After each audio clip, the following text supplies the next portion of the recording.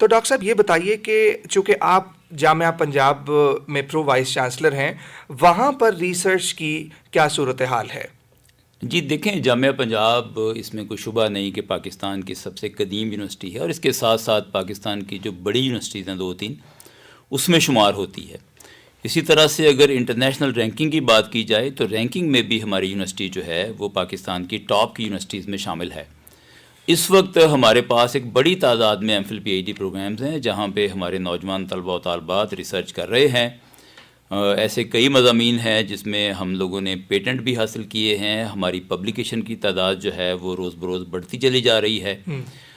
ہمارے جو نوجوان ریسرچرز ہیں وہ انٹرنیشنل پبلیکیشن کرنے لگ گئے ہیں پچھلے کچھ سالوں سے، اور دنیا کے اچھے جو جرنلز ہیں اس میں ہمارے لوگ پبلش کرتے ہیں۔ اور اس کے علاوہ یہ ہے کہ ہمارے جو نوجوان ہیں وہ بعض اوقات ایکسچینج پروگرام پہ دوسرے ملکوں میں جاتے ہیں۔